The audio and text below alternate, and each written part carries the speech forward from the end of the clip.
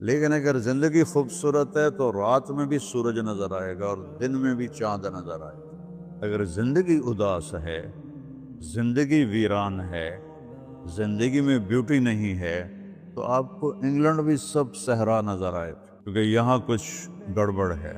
اگر اپنی زندگی کو بیوٹیفل، خوبصورت، پیسفل بنانا چاہتے ہو، قیامت کا دن پوری قیامت کے انسان ایسا عمل ان کے پاس نہیں ہوگا جو میں تمہیں دو باتیں بتانے لگا ہوں، اور ان کا اتنا بڑا وزن ہے کہ کسی بڑے سے بڑی نیکی کا وزن بھی اس کے برابر نہیں ہوگا۔ لیکن بیٹا میری اس سنت کو پورا کرتے ہوئے تیرے پسینے نکلیں گے، ساری زندگی کرنا پڑے گا، بس اپنے من میں ڈوب کر پا جا سراغ زندگی۔ تو اگر میرا نہیں بنتا نہ بن اپنا تو بن۔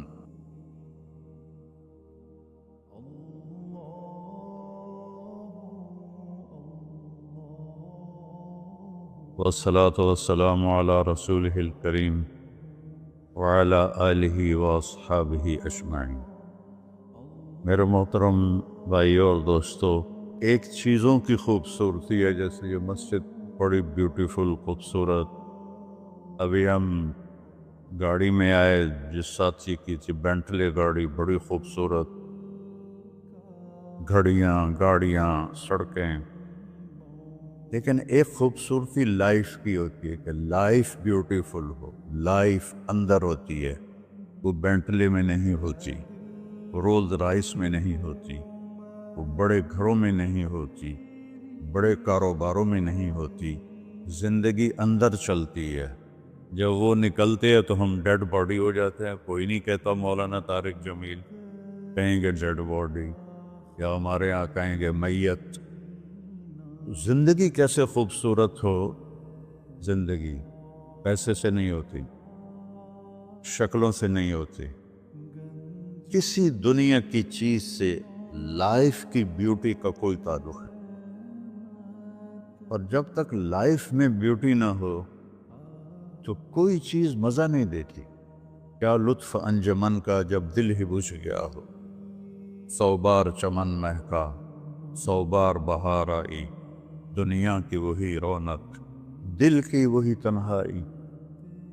تو زندگی کو خوبصورت بنانے کے لیے اللہ نے ایک آیت ہمیں سنائی، ایک آیت، لَقَدْ كَانَ لَكُمْ فِي رَسُولِ اللَّهِ أُسْوَةٌ حَسَنَةٌ، کہ اگر لائف کو خوبصورت بنانا چاہتے ہو، اس کے لیے نہ انگلینڈ رہنے کی ضرورت ہے، نہ امریکہ رہنے کی ضرورت ہے۔ میں افریقہ کے غریب ملکوں میں گیا ہوں، جنگلوں میں، صحراؤں میں پھرا ہوں، تو ان کے زندگی دیکھ کر حیرت ہوتی ہے۔ ان کو آج کی دنیا کی کسی چیز کی کوئی خبر نہیں۔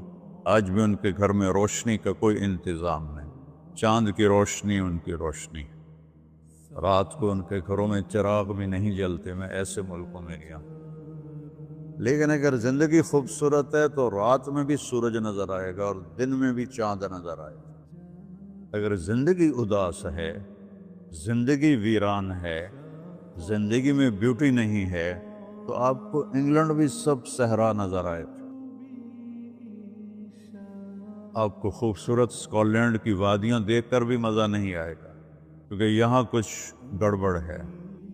تو میرے رب نے کہا، لقد، یقیناً، ڈیفینیٹلی، نو ڈاؤٹ، کان لکم، تمہارے لیے فیصلہ ہو چکا ہے، ہوگا نہیں، کان لکم، تمہارے لیے فیصلہ ہو چکا ہے۔ اگر اپنی زندگی کو بیوٹیفل، خوبصورت، پیسفل بنانا چاہتے ہو تو میرے نبی کی زندگی تمہارے لیے خوبصورت ماڈل ہے۔ اچھا، اسوۃ حسنہ، اسوہ کہتے ہیں ماڈل کو، اور حسنہ کہتے ہیں خوبصورت کو۔ یہاں اسوۃ کاملہ نہیں کہا کہ پرفیکٹ نمونہ ہے، کامل نمونہ ہے، مضبوط نمونہ ہے، کتنے الفاظ سے۔ حسنہ کیوں لائے؟ کہ انسان بیوٹی کو پسند کرتا ہے۔ یہ آپ نے سب کچھ کیوں بنایا؟ سیدھی سادی بھی ٹھیک تھی، ٹھیک ہے، یہ کیوں بنایا؟ یہ ایسی خوبصورت گاڑیاں کیوں بنائی؟ اتنے مہنگے جوتے۔ وہ ہم جب کالج پڑھتے تھے تو گئے این این اسٹور پر، تو وہاں اس وقت یہ سچ نہیں ہے۔ تو میرے اللہ کو پتہ ہے کہ میرے بندوں کو خوبصورتی پسند ہے۔ آپ چھوٹے بچے کو اسمائل دو تو وہ آپ کو ہنس کے دیکھے گا، اس کو ایسے دیکھو وہ رونے لگے گا، حالانکہ اسے پتہ نہیں ہے، لیکن جب چہرے پہ بدصورتی آئی تو اس نے بھی فیل کیا اور رونے لگ گیا۔ جب آپ نے اسمائل دی تو وہ آپ کو دیکھ کے ہنسنے لگا، اس کا کچھ پتہ نہیں ہے کیا ہو رہا ہے۔ اتنی چھوٹی عمر سے بچہ سے لے کر بڑا بیوٹی کانشیس ہوتا ہے، اور خوبصورت چیز کے لیے دل کھنچتا ہے۔ آپ کو تو 14ویں کا چاند نظر نہیں آتا، تو ہمارے ہاں تو 14ویں کا چاند نکلا ہوتا ہے تو میں چارپائی ڈلوا کے اور گھنٹوں اس کو دیکھتا رہتا، مجھے اس کا مزہ آتا رہتا۔ تو اللہ تعالیٰ فرما رہا ہے اگر زندگی کو خوبصورت بنانا ہے تو صرف میرے نبی کی زندگی ہے۔ اسوہ ماڈل۔ حسنہ کسے کہتے ہیں؟ حسنہ کا عام مطلب حسین، حسن، خوبصورتی ہے، لیکن حسنہ چہرے پر تل جو ہوتا ہے، جو چہرے کو خوبصورت بنا دیتا ہے۔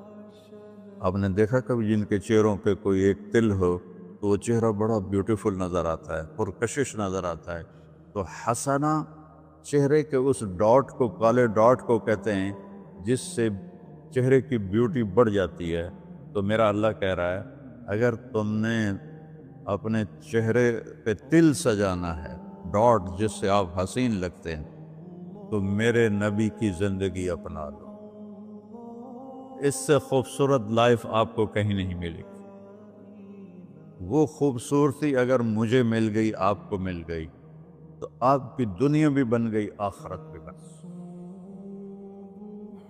پوری زندگی پر آنے کے لیے میں صرف 2 حدیثیں آپ کو سناتا ہوں، صرف 2 حدیثیں میں کر لوں، آپ کر لیں، آپ کی پوری لائف 180 پہ چلی گئی، اور آپ کے اندر خوشیوں کی لہریں دوڑیں، مزہ لیں، بھوک میں بھی مزہ لیں۔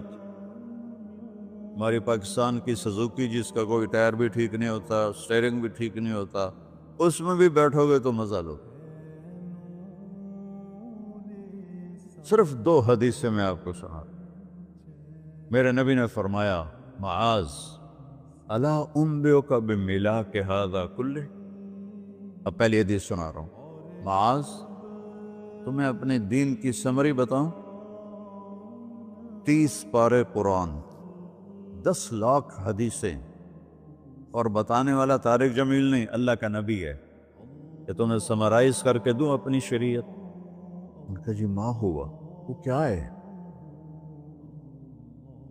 تو آپ نے زبان باہر نکالی، یہ نشان بنایا کینچی کا، اور یوں کیا، پھر کہا کف ھذا، اپنی زبان پہ قابو رکھنا سیکھ دو، اپنی زبان کو سنبھال لو۔ کینچی بنائی، کینچی، کاٹ دو۔ اچھا، یہ جو ایکشن کر کے بتانا ہوتا ہے یہ چھوٹے بچے کے لیے ہوتا ہے۔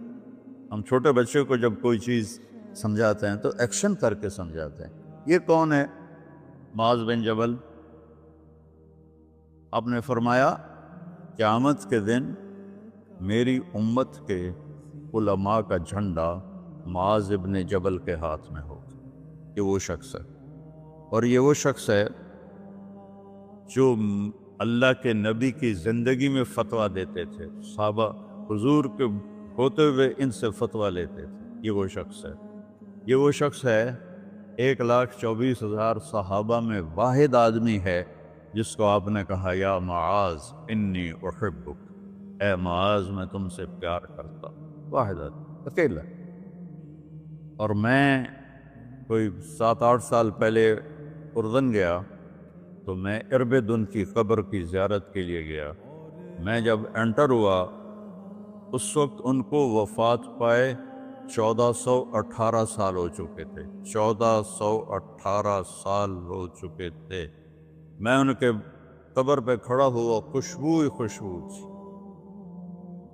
قبر پہ کپڑے پڑے ہوئے تھے، میں سمجھا یہ چادروں سے خوشبو آ رہی۔ میں تو ایک آدمی اور وہاں کھڑا میری حیرت کو سمجھ گیا، کہا خوشبو سونگ رہے ہو؟ میں نے کہا ہاں سونگ رہا ہوں۔